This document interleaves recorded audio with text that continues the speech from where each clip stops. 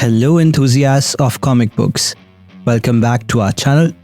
Today, we're delving deeply into the mystical realm of Marvel Comics as we embark on an exploration of the enigmatic weapon of the gods, Mjolnir, the hammer of Thor.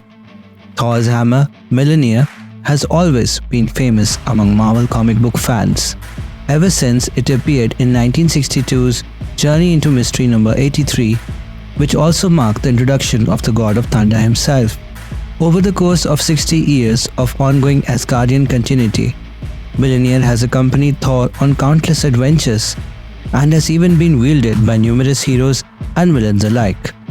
The origin of Mjolnir has been told and retold numerous times in the comics, but one of the elements of its backstory that has remained constant is its cosmic creation.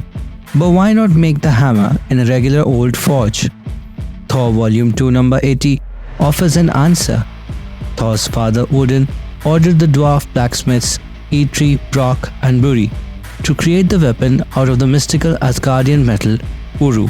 However, because of Uru's unique properties, the blacksmiths needed an incredible amount of focused heat to form the metal into a hammer. So they used the power generated from a star, and thus a classic weapon was born.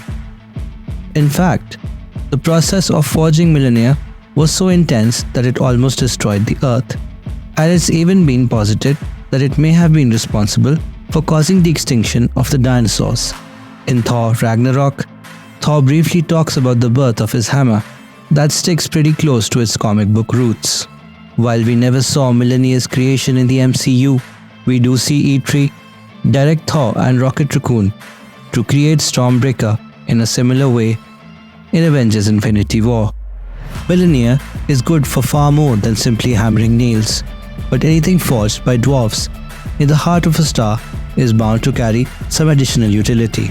One of Mjolnir's extra gifts is that of weather manipulation, enabling Thor to conjure up storms, thunder and lightning at will. The hammer also allows Thor to fly when he spins it around at incredibly fast speeds, generating enough momentum to essentially pull him through the air towards his destination. During the early days of the Marvel Comics universe, there was not as much commitment to continuity, so many details of classic characters introduced at this time have been largely forgotten. Mjolnir is an example of this fast and loose attention to canon, as the story On the Trail of the Tomorrow Man from Journey into Mystery, Volume number 1, number 86, established that the hammer can be used for time travel. That's a power that subsequent Thor writers largely ditched. But it is fun to see the character's creators, Stan Lee and Larry Lieber, having fun with the famous weapon. Fans of both the comic book and MCU version of Thor are familiar with the immortal words inscribed on Mjolnir. Because it takes more than physical strength to wield the magical hammer, the list of people who have held it pretty small. However, it is a pretty impressive list of honorable folks. Captain America was deemed worthy enough to hold it in Thor Volume 1, number 390, and seen in Avengers Endgame.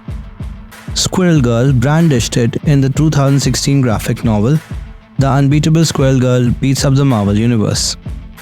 And the Black Panther of Avengers 1 million BC had what it took to hold it, as seen in Avengers Volume 8 number 36.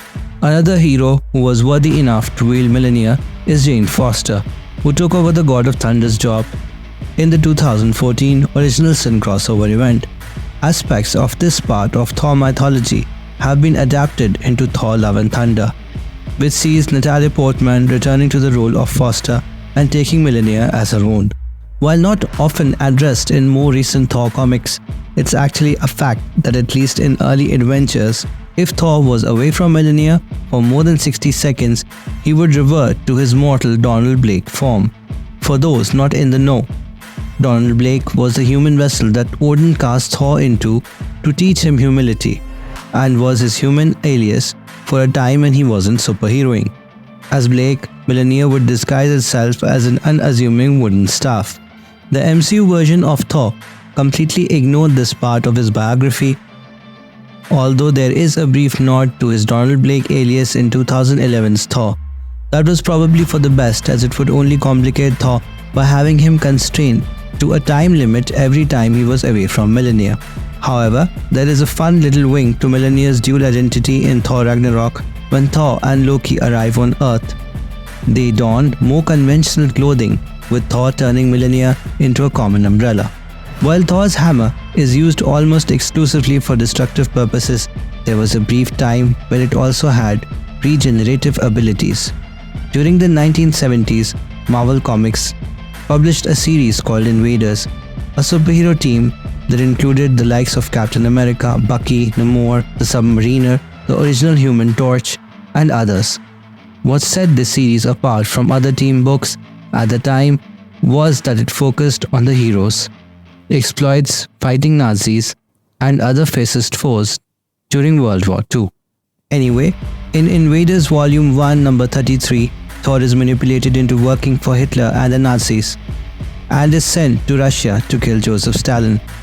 Much to the dismay of the invaders, during a battle, Thor summons a lightning bolt to kill who he thinks is Stalin, only for it to be the hero Union Jack in disguise. When Thor realizes he'd been tricked into committing such a terrible act, he uses Mjolnir to somehow retract the lightning bolt he'd conjured, thus resurrecting Union Jack. It's an unusual story and is one of the few, if not the only, instances in which Thor uses Mjolnir to undo someone's unjust death. Mjolnir already has too many abilities that resurrection just seems like overkill, even for something forged in the heart of a star. So there you have it, the saga of the weapon of the gods. We trust you relish this thorough exploration of the enigmatic weapon, the gods' Mjolnir, the hammer of Thor. Should you have enjoyed it, don't forget to show your appreciation by liking this video, subscribing to our channel, and activating the notification bell to remain informed about our forthcoming investigations into your cherished comic book characters.